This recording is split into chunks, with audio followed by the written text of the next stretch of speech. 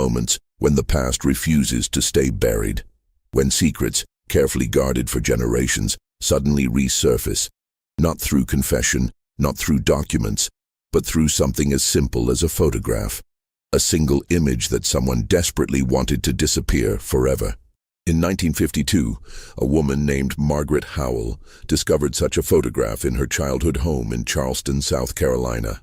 It had been hidden behind a false panel in the wall of what was once her grandmother's bedroom. The photo itself wasn't shocking at first glance. It showed 7 people standing in front of a church, taken sometime in the 1870s. But what Margaret found written on the back of that photograph, in her grandmother's own handwriting, would unravel everything she thought she knew about her family. And what made it truly haunting was this. Her grandmother had written 3 words that made no sense at all. 3 words that would lead Margaret down a path of discovery so disturbing, she would spend the next 3 years trying to understand what her grandmother had been hiding. And when she finally pieced it together, she made the same decision her grandmother had made 80 years earlier. She hid the photograph again. But this time, she left behind a letter explaining why. What Margaret uncovered wasn't just a family secret. It was a carefully orchestrated erasure of truth, a conspiracy of silence that had cost lives, and a moral dilemma that would haunt her until her final days. Charleston, South Carolina, in the spring of 1952, was a city caught between 2 worlds. The old guard still clung to antebellum memories, holding garden parties in crumbling mansions and speaking in hushed tones about the way things used to be. Meanwhile, a new generation was pushing forward, renovating historic homes, modernizing businesses, and carefully, very carefully, beginning to question the stories they'd been told about the past. Margaret Howell belonged to this second group. At 41 years old, she was a school teacher, a widow, and a practical woman who believed in progress. She had inherited the narrow townhouse on King Street from her father, who had inherited it from his mother, Constance Howell. And in the spring of 1952, Margaret decided it was time to make that house her own. The townhouse was typical of Charleston's historic district, 3 stories tall, painted a faded yellow, with black shutters and a small wrought-iron balcony on the 2nd floor. Inside, the rooms were dark and cramped. The wallpaper was peeling, and the wood floors creaked with every step. Margaret's grandmother, Constance, had lived there alone from 1905 until her death in 1948, and in all those years, she had changed almost nothing. The furniture was Victorian, heavy and oppressive. The curtains were thick velvet that blocked out the sunlight. Every surface was crowded with porcelain figurines, framed daguerreotypes, and leather-bound books that no one ever read. Walking through that house felt like stepping into a museum or a mausoleum. Margaret had kept the house largely untouched for 4 years after her grandmother's death, partly out of respect and partly because she had been too busy grieving her husband, who had died in the war. But by 1952, she was ready for a change. She hired a local contractor, a man named Robert Fletcher, and told him she wanted to renovate the 2nd floor, starting with what had been Constance's bedroom. The bedroom was at the back of the house, overlooking a narrow courtyard filled with overgrown camellias and jasmine. It was a modest room, about 12 feet by 14 feet, with a high ceiling and a single window. The walls were covered in dark green wallpaper that had faded to a sickly olive color, and the wood paneling along the lower half of the walls was warped and water-stained. Margaret wanted it all torn out. She wanted light, air, and something that felt like the 20th century. Robert and his assistant, a young man named Danny, started work on a Monday morning in early April. Margaret was at school, teaching her 5th grade class, when Robert called her during lunch break. His voice sounded strange, cautious, almost uncomfortable. "Mrs. Howell, I think you need to come home," he said. "Is something wrong?"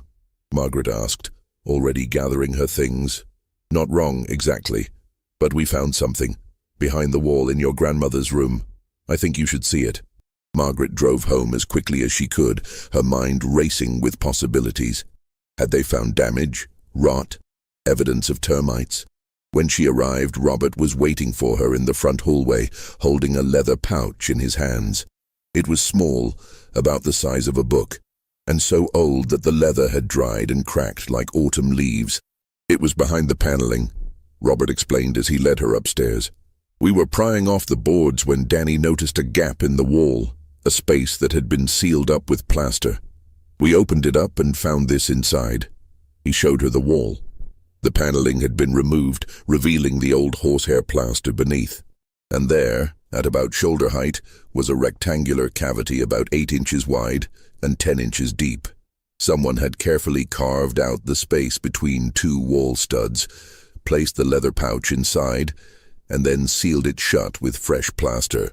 Over the years, the plaster had aged and blended with the surrounding wall, making it invisible. If Robert hadn't been removing the paneling, no one would ever have known it was there. Margaret took the pouch from him. It was heavier than she expected, and she could feel something solid inside. Her hands trembled slightly as she opened the brass clasp, so tarnished it was almost black, and looked inside. There was a photograph mounted on thick cardboard, and beneath it, a folded piece of paper. She pulled out the photograph first. It was a formal portrait, professionally taken, showing 7 people standing in a row in front of a simple wooden building. The photograph was sepia-toned, faded with age, but still clear enough to make out the faces. All 7 people were black, 4 men and 3 women, dressed in their finest clothes. The men wore dark coats, some of them ill-fitting, and the women wore plain dresses with high collars. They stood very straight, very still, their faces solemn in the way that people looked in old photographs when exposure times were long and any movement would blur the image. But there was something else in their faces, something Margaret couldn't quite name, a kind of intensity, a watchfulness. They looked like people who had something important to say. Margaret turned the photograph over. On the back, embossed in gold lettering, were the words, Thomas J. Waring, Portraits and Daguerreotypes, 127 Meeting Street, Charleston, SC, 1872. And below that, in handwriting Margaret recognized immediately as her grandmother's, were 3 words written in fading black ink. They know what happened. Margaret felt a chill run down her spine. She stood there in her grandmother's empty bedroom, holding a photograph that had been hidden in a wall for at least 50 years, possibly longer, staring at 7 faces and 3 words that made absolutely no sense. Mrs. Howell. Robert's voice broke through her thoughts. Do you know who those people are? Margaret shook her head slowly. No, I've never seen this photograph before. I don't know who they are. She unfolded the piece of paper that had been in the pouch with the photograph. It was a receipt, written in elegant cursive script on letterhead from Thomas J. Waring's photography studio. The receipt was dated April 23, 1872, and it read, Received from Reverend S. Tilden, the sum of $3,000 for 1 photographic portrait, 7 subjects, with mounting, paid in full. Thomas J. Waring. Margaret read it twice, then looked back at the photograph. Reverend S. Tilden. She didn't recognize the name, but someone, her grandmother presumably, had thought this photograph was important enough to hide, important enough to seal behind a wall where no one would ever find it. Robert cleared his throat. Should we keep working, Mrs. Howell? Or would you like us to stop for the day? Keep working, Margaret said absently, still staring at the photograph. I'll be downstairs if you need me. She went down to the parlor, sat in one of the old Victorian chairs, and studied the photograph for a long time. She looked at each face, trying to memorize them. The man on the far left was tall and thin, with graying hair and deeply lined face. Next to him was a woman about the same age, with a round face and eyes that seemed to be looking directly at the camera, directly at Margaret, across 80 years. Then, a younger man, broad-shouldered, with his hands clasped in front of him. Another woman, small and slight, standing very straight. An older man with a white beard. A younger woman, barely more than a girl, with her hair pulled back severely. And finally, another man, middle-aged, with an expression that Margaret could only describe as haunted. 7 people, 7 strangers, and her grandmother had written, "They know what happened." Know what? What had happened, and why would Constance hide this photograph? Margaret turned her attention to the folded paper beneath the photograph, the piece she'd noticed but hadn't yet examined. She pulled it out carefully. It was a letter, written on the same yellowed paper as the receipt, but in different handwriting. The ink was faded but still legible. The letter was dated May 15th, 1872, and it began, "My dear Constance, I write to you in the strictest confidence, knowing that your discretion can be trusted absolutely. You have asked me what became of the inquiry, and I have delayed answering in the hope that time would soften the bitter truth. But you deserve to know, and so I will tell you plainly. The inquiry has been closed. No charges will be brought. The sheriff has declared that there is no evidence to support the allegations made by the 7 individuals who came forward. The matter is finished. I know this news will pain you, as it has pained me. We both know what your father confessed to you before his passing. We both know that those allegations were not false. But knowing the truth and proving the truth are 2 different things, particularly when the truth concerns events that occurred during the chaos of war, on property that no longer exists in its original form and involves people whose testimony is not given the weight it deserves. The 7 individuals who brought this matter forward showed great courage. They risked much to speak, but they have learned, as I feared they would, that courage is not always rewarded. I have counseled them to let this matter rest, for their own safety. Some have already left the area. Those who remain are fearful. I cannot, in good conscience, advise you to speak of this publicly. Too many people would be harmed, yourself included. Your family's name would be destroyed. And to what end? Your father is gone. The property is sold. The war is over. We must look to the future, not the past. But I understand why you wish to preserve some record. The photograph I arranged to be taken, the one you now possess, may serve that purpose. It is proof that these 7 people existed, that they came forward, that they tried.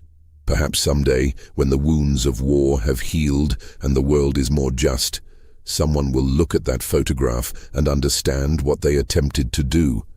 Until then, I urge you to keep it safe, keep it private, and pray, as I do, that God grants peace to those who have suffered. Your faithful friend, Eleanor Margaret, read the letter 3 times. Her mind was racing. Her grandmother had hidden this photograph deliberately. And whoever Eleanor was, a friend, clearly, someone Constance had trusted, she had known about something terrible, something involving Margaret's great-grandfather, who had died in 1871, something involving 7 people who had come forward to make allegations that were closed, dismissed, buried. They know what happened. Margaret's hands were shaking now. She set the photograph and letter on the side table and walked to the window, trying to steady herself. Outside, King Street was busy with afternoon traffic, cars and pedestrians, the normal rhythms of modern life. But inside this house, inside this photograph, was something from another world, a secret that her grandmother had kept for her entire life. Margaret knew in that moment that she was going to have to find out what it was. Margaret's first instinct was to call her mother. Sarah Howell, Margaret's mother-in-law, was 83 years old and still sharp as a tack. She had been married to Margaret's father, Richard Howell, Constance's only son, and she had lived in the King Street house herself from 1895 until 1920. If anyone knew about Constance's secrets, it would be Sarah. But when Margaret called and described the photograph and the letter, Sarah's response was disappointing. "I never heard anything about a photograph," Sarah said over the phone, her voice crackling with static. "Your grandmother was a very private woman, Margaret. She didn't share family business even with me. And I can tell you honestly, I never heard her mention anything about an inquiry or any allegations. If something happened before the war, or even right after it, Constance never spoke of it." "What about Eleanor?" Margaret asked. "Do you know who that might be?" There was a long pause. Then Sarah said, "There was an Eleanor something or other that Constance used to mention. An old friend from when she was young, but I don't think I ever met her. She might have died before I married into the family. I'm sorry, dear. I wish I could help more." Margaret thanked her and hung up. She sat at the kitchen table, surrounded by the photograph, the letter, and the receipt, and tried to think logically. She was a teacher.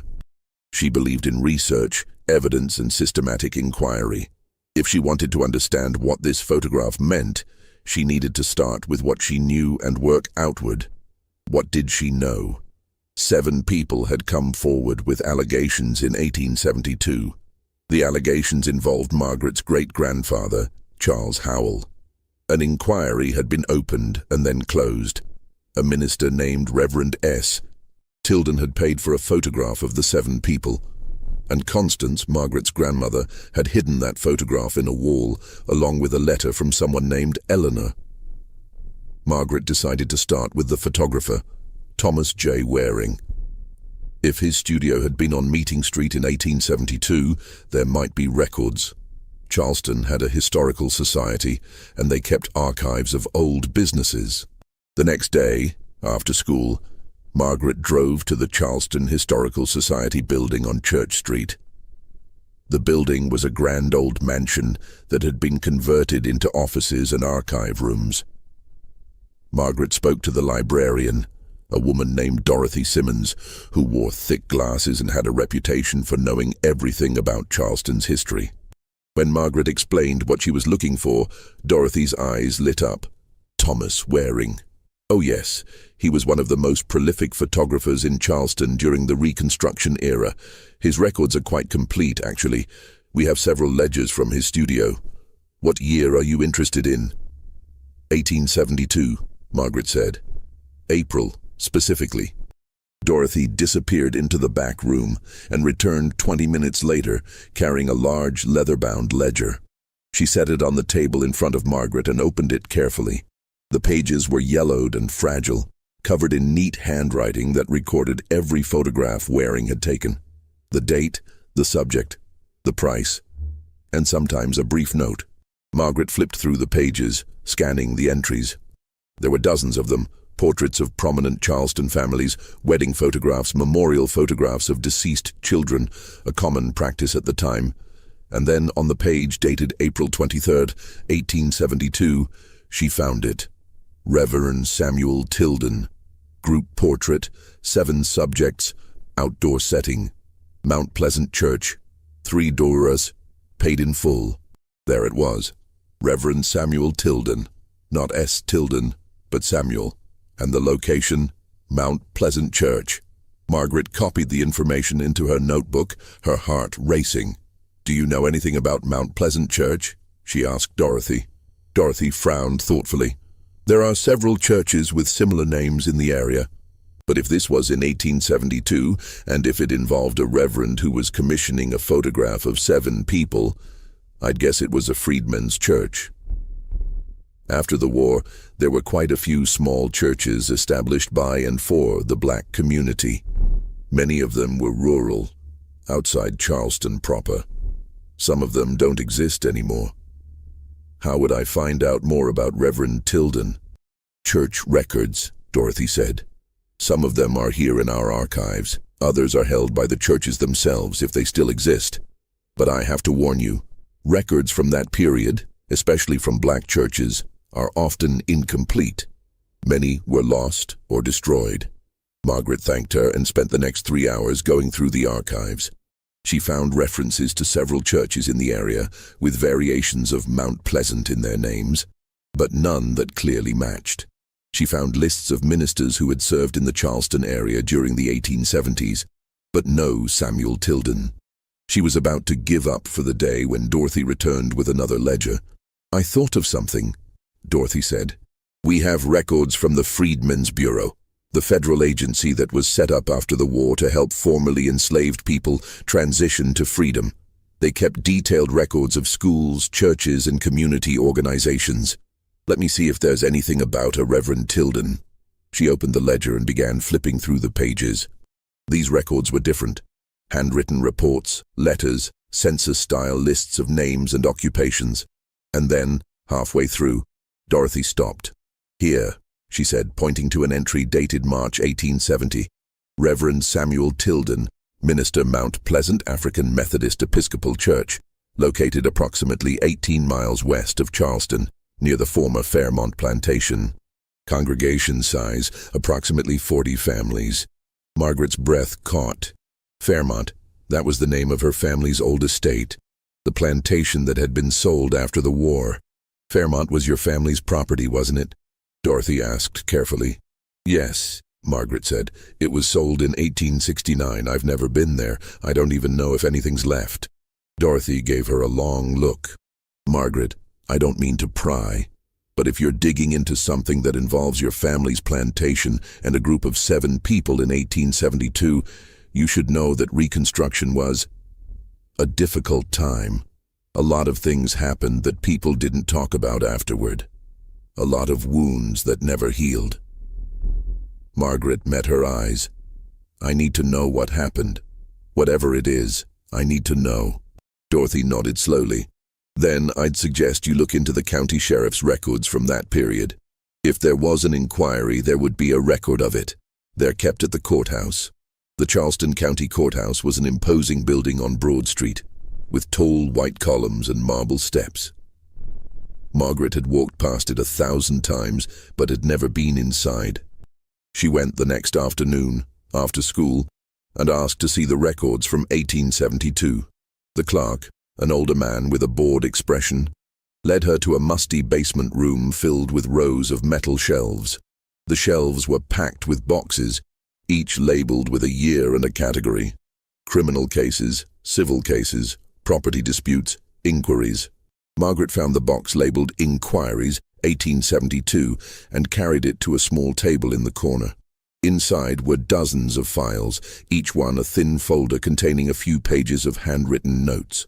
She went through them one by one, reading about minor disputes, allegations of theft, questions about property boundaries. And then, near the bottom of the box, she found a file labeled Inquiry Re. Fairmont Estate, April 1872. The file was thinner than she expected, only 3 pages. The first page was a formal record of the inquiry, written in the careful hand of someone who had been trained in legal documentation, County of Charleston, South Carolina. Record of inquiry date, opened, April 10th, 1872. Matter: allegations brought by 7 individuals, names listed below, regarding treatment of workers at Fairmont Estate during period of 1863-1865. Individuals bringing allegations: Benjamin Cook, age 34, laborer Mary Cook, age 31, domestic worker Elias Grant, age 42, laborer Susanna Gray, age 28, domestic worker Thomas Perry, age 50, laborer Rachel Perry, age 22, domestic worker Samuel Porter, age 38, laborer allegations. The above-named individuals claim to have knowledge of unlawful confinement and resulting deaths of 3 individuals on the property of Fairmont Estate in or around January-February 1865. Margaret's hands were shaking as she read. Unlawful confinement. Deaths. January-February 1865. That was the final winter of the war, when everything had been falling apart. When Sherman's army had been cutting through the South and panic had been everywhere. She forced herself to keep reading. Nature of allegations. The individuals claim that 3 workers at Fairmont Estate, identified as Marcus, a man of approximately 30 years, Joseph, a man of approximately 25 years, and Dinah, a woman of approximately 35 years, were confined in an underground cellar on the property as punishment for attempted desertion. According to the allegations, the property owner, Charles Howell, subsequently abandoned the property for a period of several weeks in January 1865 due to the approach of Union forces. The allegations state that Mr. Howell did not release the 3 confined individuals before departing, and that when he returned in February 1865, he found them deceased. The allegations further state that Mr. Howell disposed of the remains and destroyed evidence of the confinement. Margaret had to stop reading. She put the file down and pressed her hands to her face. 3 people, locked in a cellar, forgotten, left to die. She took several deep breaths, then forced herself to continue reading. Investigation conducted. Sheriff James Rutherford visited the former site of Fairmont Estate on April 15, 1872.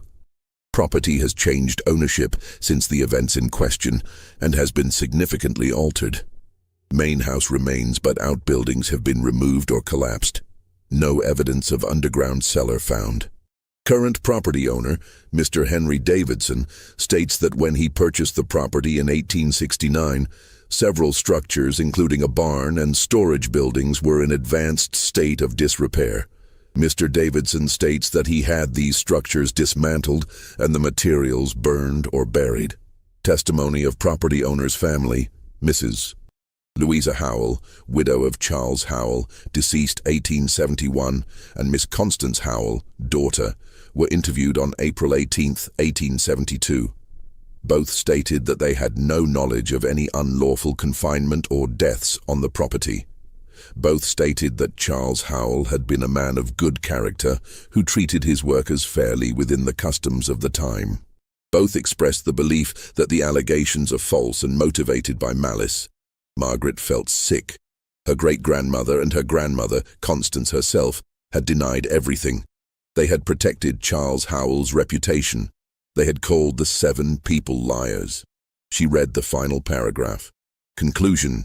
Due to the lack of physical evidence, the passage of 7 years since the alleged events, the death of the accused party, Charles Howell, and the conflicting testimony, this inquiry is closed without findings. No charges to be brought. Matter concluded May 3, 1872. Sheriff James Rutherford. Margaret sat in the basement of the courthouse for a long time, staring at those 3 pages.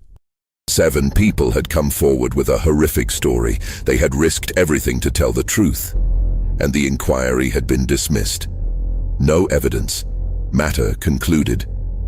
But why? If there was no evidence, why had Constance hidden the photograph? Why had she kept the letter from Eleanor? Why had she written, "They know what happened" on the back of the picture? Because it was true, Margaret realized. Because Charles Howell had confessed to his daughter before he died. Because Constance had known those 7 people were telling the truth, and she had lied anyway. Margaret carefully returned the file to its box and left the courthouse. She walked along Broad Street in the warm afternoon sun, feeling as though she'd stepped out of a nightmare into normal life. People were shopping, chatting, going about their days. No one knew what she'd just read. No one knew that 80 years ago, 7 people had tried to get justice and failed. She got into her car and drove out of Charleston, heading west on the old Ashley River Road. She didn't have a specific destination in mind. She just needed to drive, to think, to process what she'd learned. And as she drove, she realized where she was going. She was going to find Fairmont. Margaret had never been to the site of the old Fairmont plantation. Her father had rarely spoken about it, and when he did, it was always with a kind of wistful sadness. The sadness of lost gentility, lost wealth, lost way of life. Margaret had never thought to question that narrative. But now, driving along the narrow country roads west of Charleston, she saw things differently. Fairmont wasn't just a lost estate. It was a place where people had been enslaved, a place where, according to 7 witnesses, 3 people had died horribly, a place where her great-grandfather had committed a terrible crime and then covered it up. She stopped at a small country store about 20 miles outside Charleston and asked the elderly man behind the counter if he knew where the old Fairmont property was. "Fairmont?" he said, scratching his chin. "That name sounds familiar. I think there used to be a place called that out on Hammond Road, but it's been broken up for years. There's a few different farms out there now." He gave her rough directions, and Margaret continued driving. The landscape became more rural: pine forests, fields of soybeans, small farmhouses set back from the road. She passed a weathered sign that said Hammond Road and turned down a narrow dirt lane. After about a mile, she saw an old farmhouse, and beyond it, a man working in a field. She pulled over and walked across the field toward him. The man looked up as she approached. He was in his 60s, with sun-weathered skin and kind eyes. "Can I help you?" he asked. "I'm sorry to bother you," Margaret said. "I'm looking for information about a property that used to be here. It was called Fairmont. It was a plantation before the war." The man's expression changed slightly, not unfriendly but guarded. "Fairmont. Yes, I know the name. Part of this land used to be Fairmont. Why are you asking?" Margaret hesitated, then decided on honesty. "My family used to own it. My great-grandfather was Charles Howell. I'm trying to learn about what happened here." The man studied her for a moment, then nodded slowly. "My name is Henry Davidson," he said. "My grandfather bought this property in 1869. Most of the old buildings were falling apart by then. He tore them down and built the house you see back there." Margaret felt a chill. Davidson. That was the name mentioned in the inquiry report. This man's grandfather had been the one who dismantled the outbuildings, who said there was no evidence of a cellar. "Do you know anything about what was here before?" she asked. "Any of the old structures?" Henry Davidson looked uncomfortable. "There was an old main house. My grandfather kept that for a while, but it burned down in the 20s. There was a barn, some sheds, a few slave cabins. All of them were in bad shape. My grandfather said the barn collapsed during a storm in 1870, so he just cleared the whole thing away. Was there ever—" Margaret paused, unsure how to phrase making the land usable again. But the way he said it made Margaret think he was leaving something out. "Mr. Davidson," she said, "I'm not here to cause trouble. I'm not accusing your family of anything. I'm just trying to understand what happened. If you know anything at all, I would be grateful if you'd tell me." Davidson sighed. He took off his work gloves and wiped his forehead with his sleeve. "All right," he said, "but this doesn't leave my property, understood? I don't want my family's name dragged into something that happened 80 years ago." "I understand," Margaret said. "My father told me a story once," Davidson said. "He was just a boy when it happened, maybe 8 or 9 years old, but he remembered it. This would have been around 1872, not long after my grandfather bought the place. There were some people from Charleston who came out here asking questions. My grandfather talked to them. I don't know what he told them, but afterward he was in a strange mood. My father said my grandfather went out to where the old barn had been and spent hours digging through the rubble. He never said what he was looking for, but that night my father saw him burning something in a fire pit behind the house. Burning something that looked like old wood planks and some kind of fabric or clothing. My father asked what it was, and my grandfather told him to mind his own business and never speak of it again." Margaret felt her heart pounding. "Do you think your grandfather found evidence of what happened?" "I don't know," Davidson said, "but I know he never talked about it, and I know he made a donation to the sheriff's office that year. A sizable one, according to my father. He said it was for community improvements, but my father always wondered if it was something else. A donation, just like the letter from Eleanor had mentioned. A generous contribution to the sheriff's discretionary fund." "Mr. Davidson," Margaret said, "do you know what happened to the people who came forward with those allegations? The 7 people?" He shook his head. "No, but I know there was talk back then. My father heard things from other people in the community. He said some of those folks died not long after. Some left the area. And folks said it wasn't a coincidence." Margaret thanked him and walked back to her car on shaking legs. She sat behind the wheel for several minutes, trying to process what she'd just learned. Henry Davidson's grandfather had found something. He had destroyed it and paid the sheriff to look the other way. And then the 7 witnesses had started dying. She needed to know more about those 7 people. She needed to know what had happened to them. Margaret spent the next 2 weeks immersed in research. She went to the Charleston Library, the Historical Society, and the County Records Office. She looked through census records, death certificates, property deeds, and old newspapers. Slowly, painfully, she began to piece together the lives of the 7 people in the photograph. Benjamin Cook had been born into slavery on the Fairmont plantation around 1838. After emancipation, he had stayed in the area, working as a sharecropper on land about 5 miles from the old estate. He had married Mary, who had also been enslaved at Fairmont, and they had 2 children. Margaret found Benjamin's death certificate dated June 18, 1872, cause of death, drowning. The brief description stated that he had been found in a creek near his home. The death was ruled accidental. Margaret found Mary Cook's death certificate 2 months later, August 9, 1872. Cause of death, fever, no other details. Elias Grant had been a field worker at Fairmont.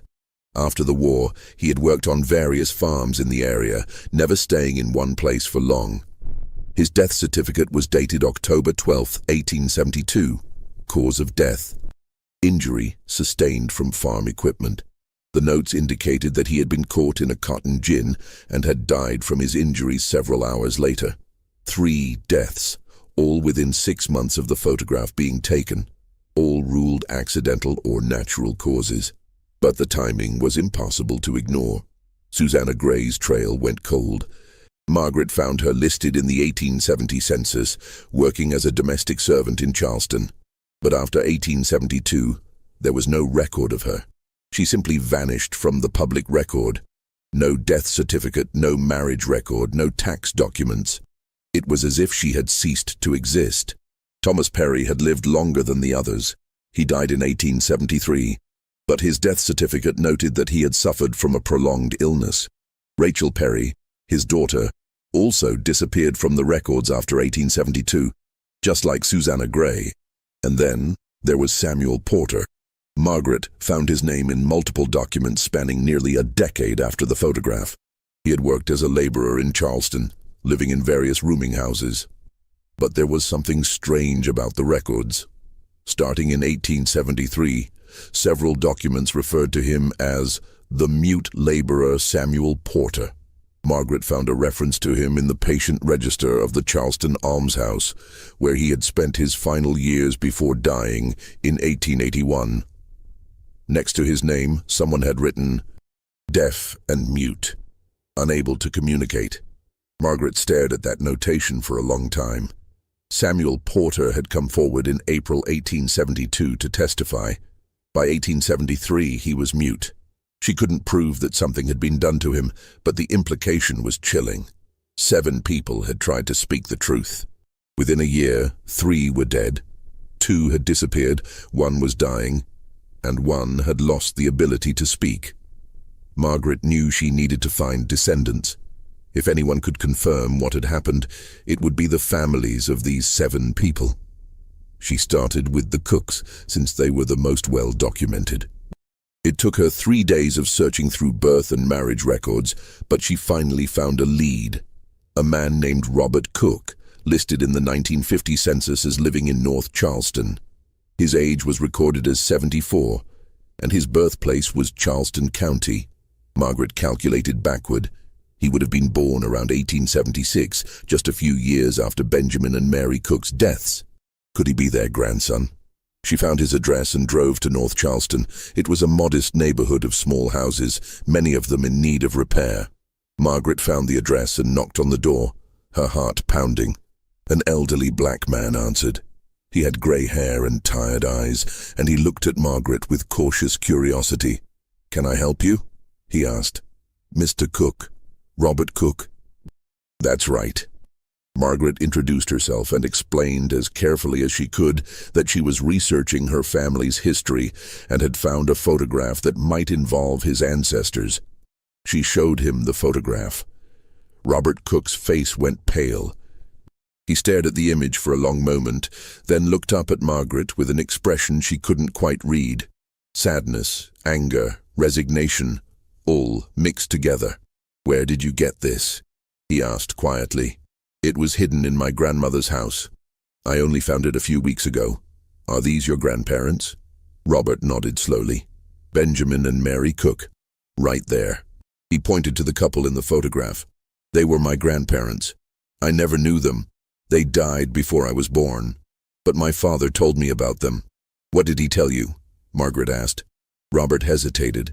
Then he stepped back from the door and said, "You'd better come inside."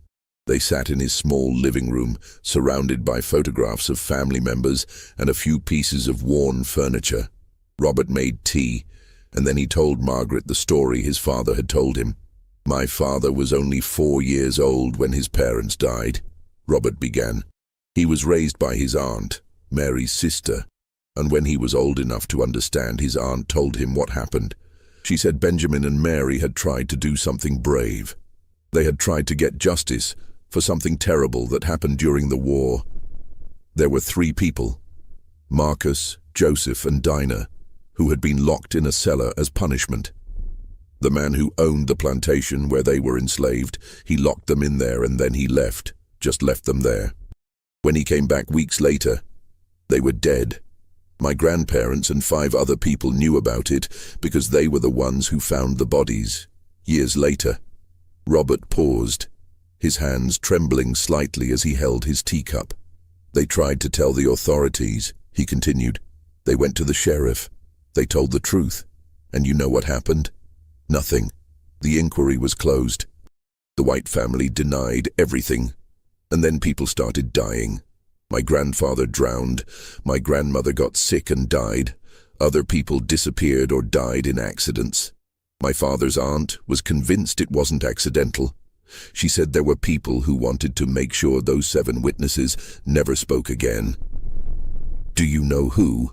Margaret asked, though she already feared the answer. Robert looked at her steadily. "My father's aunt never said names, but she made it clear. It was people with power, people who had connections to the plantation owner's family, people who could make things happen without getting their own hands dirty." Margaret felt a wave of shame wash over her. Her family. Her great-grandfather had committed the crime, and her family had orchestrated the cover-up. They had silenced the witnesses. They had destroyed evidence, and they had gotten away with it. "Mr. Cook," she said, her voice shaking, "I am so sorry. I can't undo what was done. But I want you to know that I believe your grandparents. I believe they were telling the truth. And I'm going to find out everything I can about what happened." Robert gave her a sad smile. "Miss Howell, I appreciate that. But I'll tell you what my father told me. The past is the past. Those who did wrong are long gone. Justice didn't happen then, and it's not going to happen now. The only thing we can do is remember.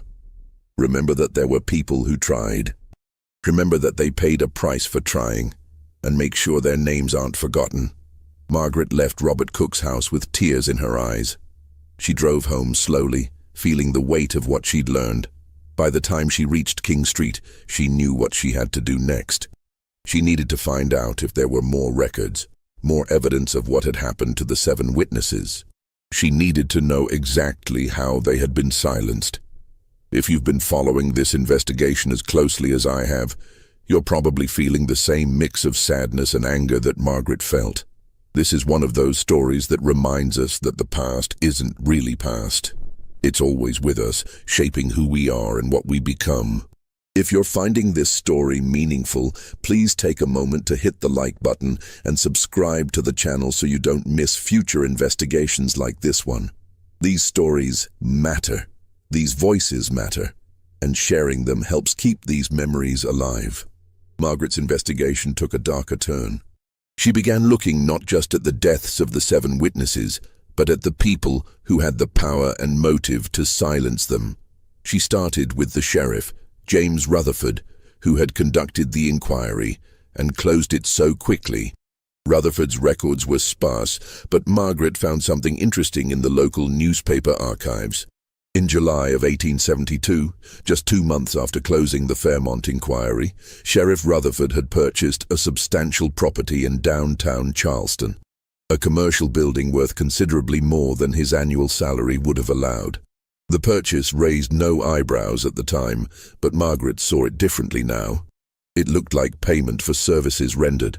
She also found records of donations made to Rutherford's re-election campaign in 1872. Among the donors was someone identified only as L.H., initials that matched Louisa Howell, Margaret's great-grandmother. The donation was substantial, $50, equivalent to several months' wages for a working person at that time. Margaret felt sick. Her family hadn't just defended Charles Howell's reputation, they had paid to have the inquiry buried, and possibly paid for more than that. She needed to find the letter writer, Eleanor. The letter Margaret had found with the photograph had been signed simply Eleanor, with no last name. But it contained enough clues that Margaret thought she might be able to identify her. The letter had been written with familiarity and compassion, suggesting a close friendship with Constance, and Eleanor had known details about the inquiry, suggesting she had been involved somehow. Margaret went back to the Historical Society and asked Dorothy Simmons for help. "I'm looking for a woman named Eleanor who was friends with my grandmother, Constance Howell, in the early 1870s. Constance would have been about 19 or 20 years old at the time. Eleanor seems to have been someone with knowledge of local affairs, possibly connected to the freedmen's community or to church work." Dorothy thought for a moment. During Reconstruction, there were quite a few white women who did missionary work or charity work with the freedmen's community. It was one of the few acceptable ways for educated women to be involved in public affairs. "Let me check the records of the various charitable societies that were active in the 1870s. She returned half an hour later with a ledger. "I found several organizations, but one stands out, the Ladies' Relief Association of Charleston. It was founded in 1866 to provide aid to war widows and orphans, but by the early 1870s, it had expanded its mission to include education and support for freed people. Here's a list of the members in 1872. She pointed to a name on the page. "Eleanor Wainwright." "Eleanor Wainwright," Margaret repeated. "Does it say anything about her?" Dorothy scanned the ledger. "It says she was the daughter of Judge Marcus Wainwright. She was unmarried, which was somewhat unusual for a woman of her class at that time, and it says she was particularly involved in the establishment of schools and churches for the black community." Dorothy looked up. If she was involved in church work, that might explain how she knew about the inquiry. She might have been connected to Reverend Tilden's congregation. Margaret felt a surge of hope. Is there any way to find out more about her? Letters, diaries, anything? "Judge Wainwright was a prominent figure," Dorothy said. "His family papers might be archived somewhere. Let me make some calls." 2 days later, Dorothy called Margaret with news. The Wainwright family papers were held at the College of Charleston Library in their special collections. Margaret made an appointment and went there the following afternoon. The librarian brought out 3 boxes of documents: letters, diaries, legal papers, and personal effects from the Wainwright family. Margaret spent hours sifting through them. And then, in the second box, she found what she was looking for: a diary belonging to Eleanor Wainwright, spanning the years 1870 to 1880. Margaret's hands shook as she opened it. The diary was written in the same elegant handwriting as the letter she'd found with the photograph. She began reading, starting with the entries from early 1872. January 15, 1872. Visited the Mount Pleasant congregation today. Reverend Tilden is doing admirable work with very limited resources. The people there have suffered so much, and yet they remain hopeful. One cannot help but admire their resilience. February 3rd, 1872. Constance came to tea today. She is much changed since her father's death. There is a sadness in her that she will not speak of directly, but I sense she is carrying a great burden. March 9th, 1872. Constance confided in me today, in the strictest secrecy. What she told me has left me shaken. Her father confessed something to her before his death, a terrible thing that happened during the war. 3 people died, and it was his fault. He left them locked in a cellar and forgot about them. Constance is tormented by this knowledge. She does not know whether to speak publicly or to keep her father's secret. Margaret's eyes filled with tears. So Constance had told Eleanor. She had trusted someone with the truth. The diary continued. March 22nd, 1872. Reverend Tilden came to see me today. He asked for my counsel on a delicate matter. 7 members of his congregation have come to him with a story about events that occurred at the Fairmont estate during the war. The story they tell matches exactly what Constance told me her father confessed. These 7 people witnessed the aftermath of Charles Howell's crime. They found the bodies. They want justice, but they are afraid. Reverend Tilden wants to know if I think they should come forward. I told him the truth, that justice is unlikely, but that bearing witness is important regardless of the outcome. April 11th, 1872. The 7 witnesses have gone to the sheriff. Reverend Tilden accompanied them. I have prayed for their safety and for a just outcome, though in my heart I fear neither will come to pass. April 24th, 1872. I arranged for the 7 witnesses to have their photograph taken at Mr. Waring's studio. It seemed important to create a record of their existence, of their courage. Whatever happens with the inquiry, I want there to be proof that they tried. May 4th, 1872. The inquiry has been closed. No evidence, they say, no charges. I am not surprised, but I am heartsick. I went to Constance and told her what happened. She wept.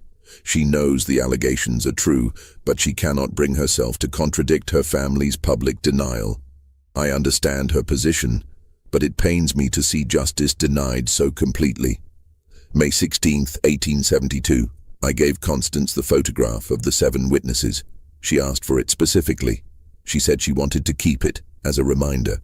A reminder of what? She would not say. But I think she wants to remember that there were people who knew the truth and tried to speak it, even though the world would not listen. June 20th, 1872. Terrible news. Benjamin Cook has drowned.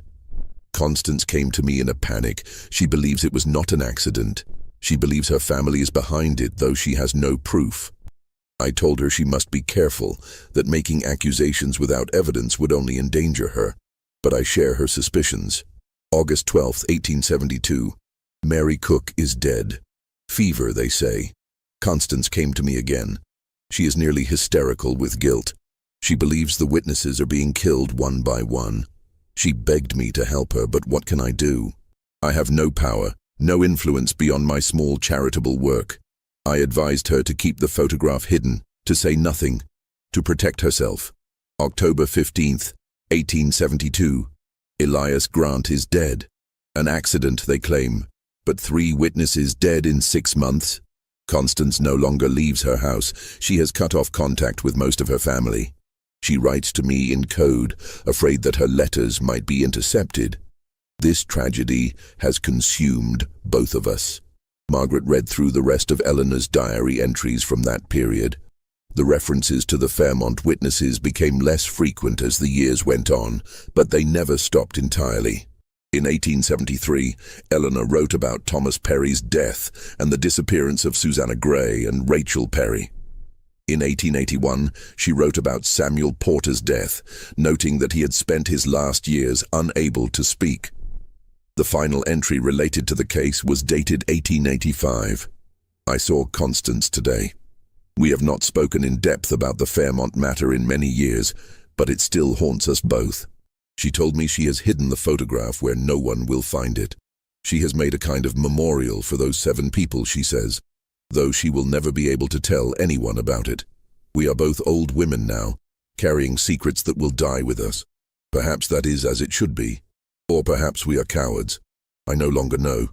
Margaret closed the diary carefully. She sat in the quiet reading room of the library, surrounded by the physical remnants of the past, and tried to process what she'd learned. Her grandmother had known. Eleanor had known. They had watched as 7 people were systematically silenced, and they had done nothing. They had kept the secret. They had hidden the photograph, and now Margaret knew too. The question was, what would she do with that knowledge? For the next month, Margaret lived in a state of constant anxiety. She couldn't sleep. She couldn't focus on her teaching. Every time she looked at the photograph, still lying on her kitchen table, exactly where she'd left it, she saw 7 faces staring back at her, demanding something she wasn't sure she could give.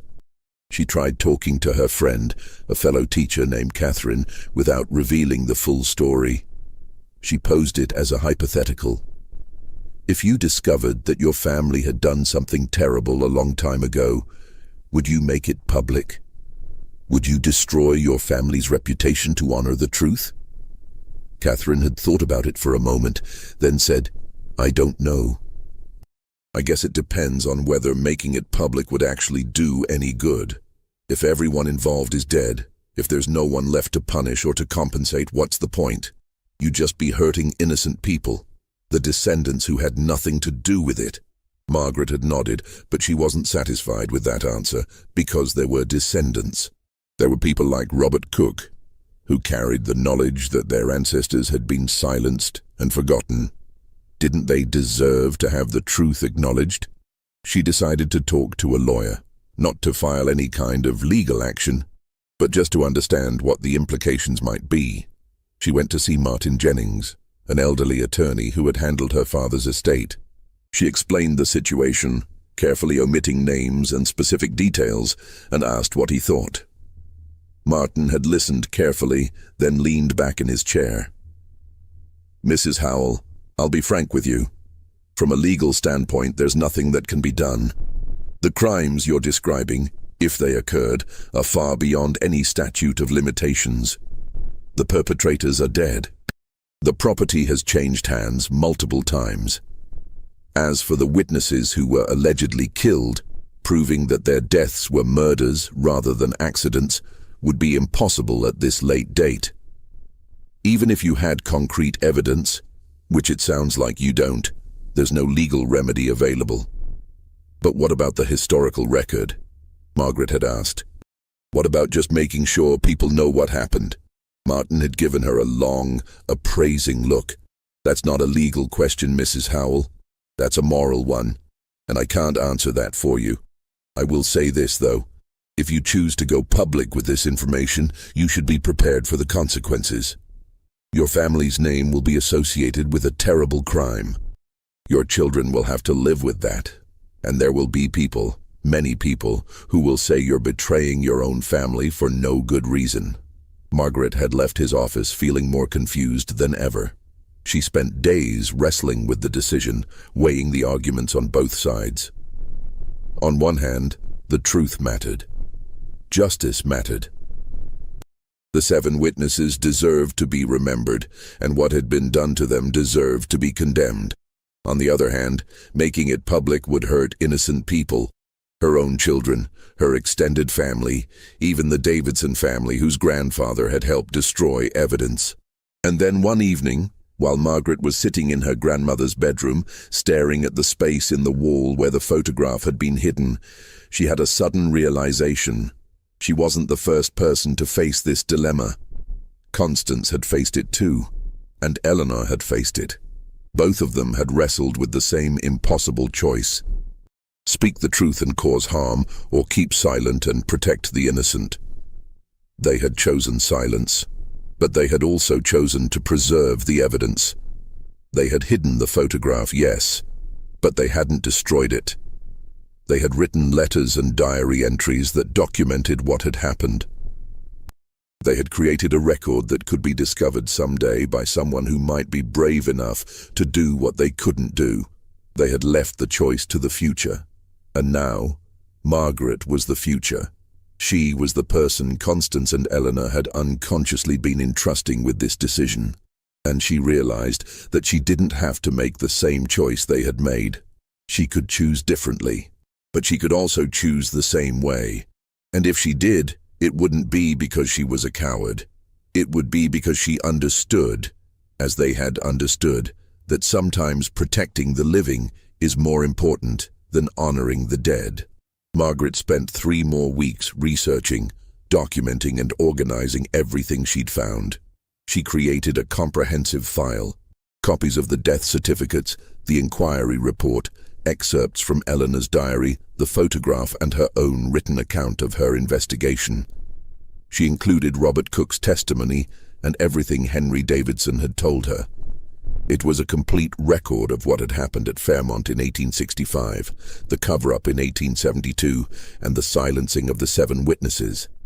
And then she made her decision. On a cold day in December 1954, Margaret Howell sat at her kitchen table and wrote a letter. It was addressed, "To whom it may concern," and it began, "My name is Margaret Howell, and I am the great-granddaughter of Charles Howell, who owned the Fairmont Plantation near Charleston, South Carolina. In April of 1952, I discovered a photograph that had been hidden in the walls of my grandmother's home for at least 50 years. That photograph showed 7 people who, in 1872, came forward to report a terrible crime. This letter is my attempt to explain what I learned about that crime, about those 7 people, and about why I am making the decision I'm making." She wrote for hours, detailing everything: the discovery of the photograph, her research, the inquiry, the deaths of the witnesses, the conspiracy of silence. She wrote about Constance and Eleanor, about their moral struggle and their choice to hide the truth. And then she wrote about her own dilemma. "I have spent months trying to decide what to do with this information. If I go public, my family's name will be destroyed. My children will grow up under the shadow of what their great-great-grandfather did. People will judge us for crimes we didn't commit. And for what purpose? Everyone directly involved is dead. There is no justice to be served, only pain to be inflicted on the living. But if I stay silent, I am complicit in the cover-up. I am allowing the memory of 7 courageous people to be erased.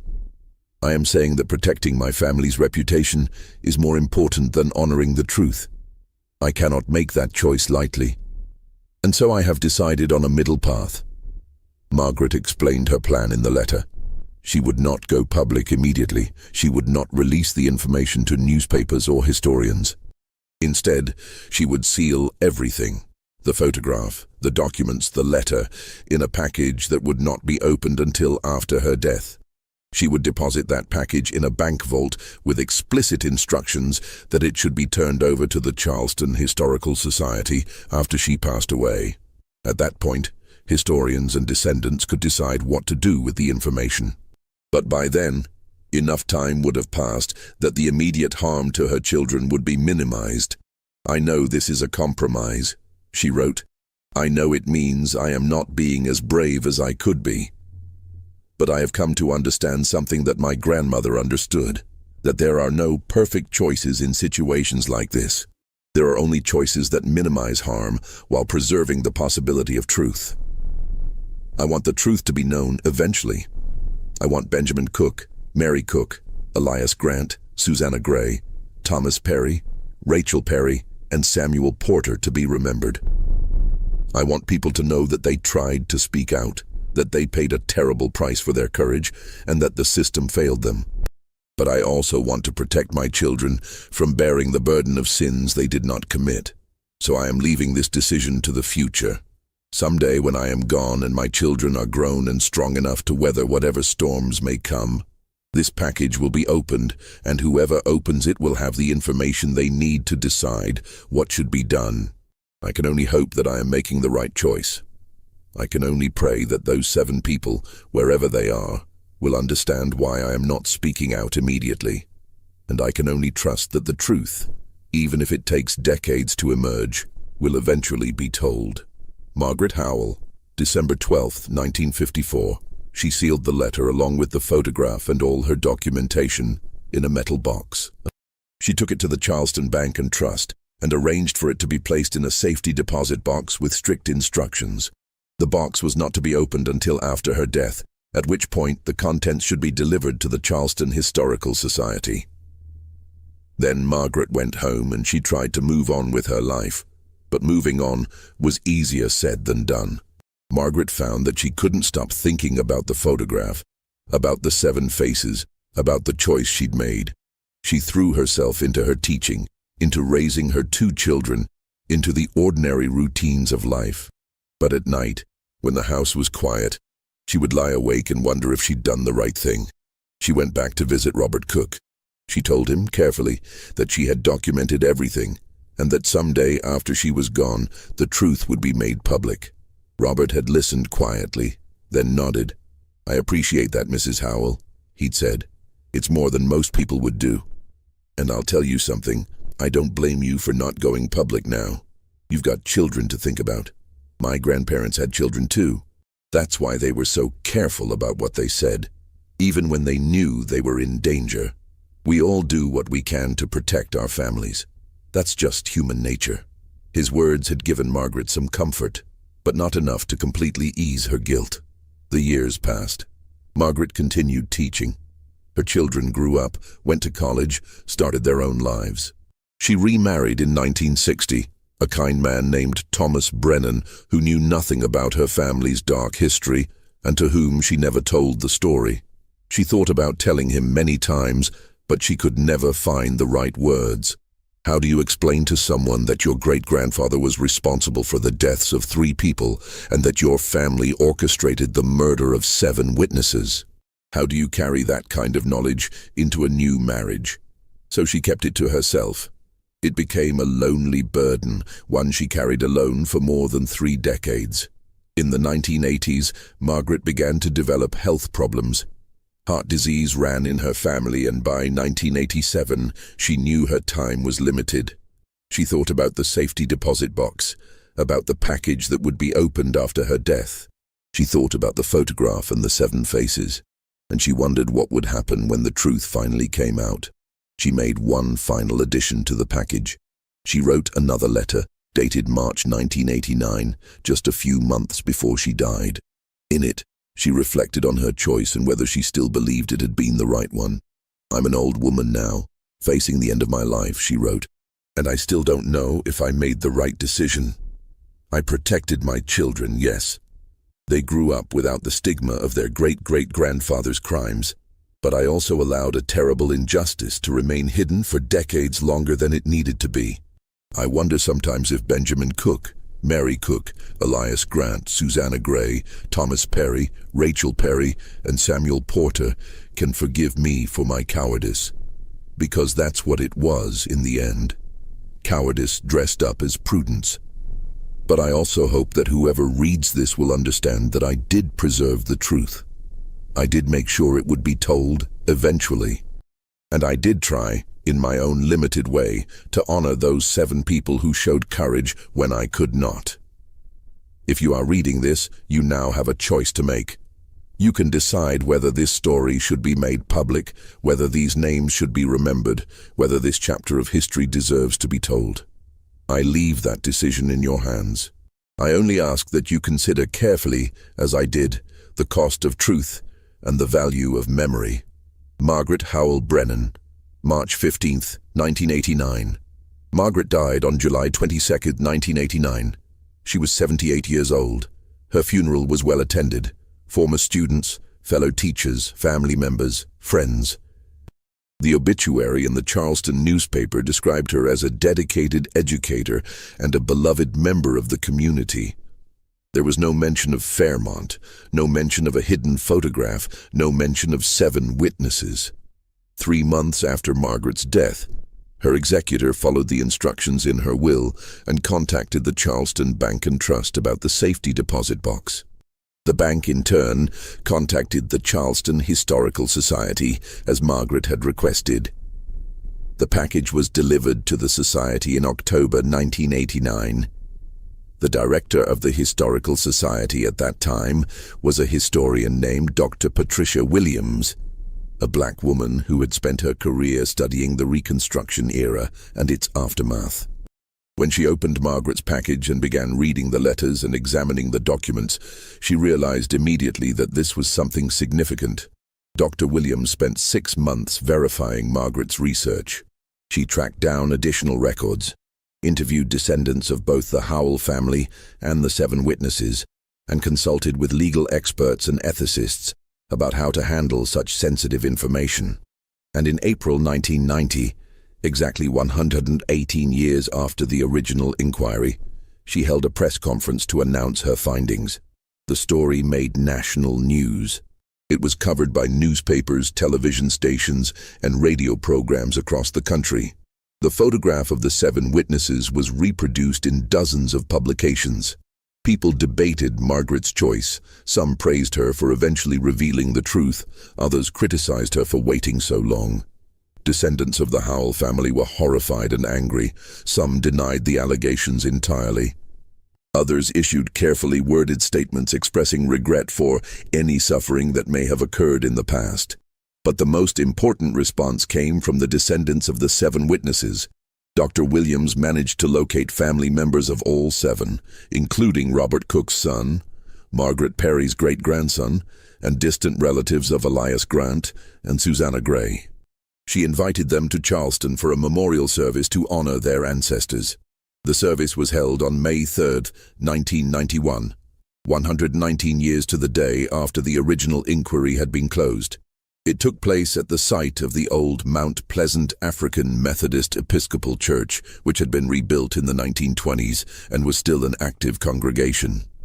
More than 300 people attended. There were speeches, prayers, songs, and testimonies. The names of the 7 witnesses were read aloud, along with the names of Marcus, Joseph, and Dinah, the 3 people who had died in the cellar at Fairmont. Dr. Williams presented each family with a framed copy of the photograph. She also announced that the Historical Society was establishing a permanent exhibit about the Fairmont case, which would include the photograph, Margaret's letters, excerpts from Eleanor's diary, and documentation of the inquiry and its aftermath. The exhibit would be called Voices of Conscience, 7 Witnesses and the Cost of Truth. And then came the most controversial part of the memorial service. Dr. Williams announced that a historical marker would be erected at the site of the old Fairmont plantation. The marker would not mention Charles Howell by name, but it would acknowledge what had happened there and honor those who had tried to bring the truth to light. The marker was installed in June 1991 on land that was now part of a county park. It was made of granite, about 4 feet tall, with a bronze plaque. The inscription read, "In memory of Marcus, Joseph, and Dinah, who died here in January-February 1865. In memory of Benjamin Cook, Mary Cook, Elias Grant, Susanna Gray, Thomas Perry, Rachel Perry, and Samuel Porter, who bore witness and paid the price for their courage.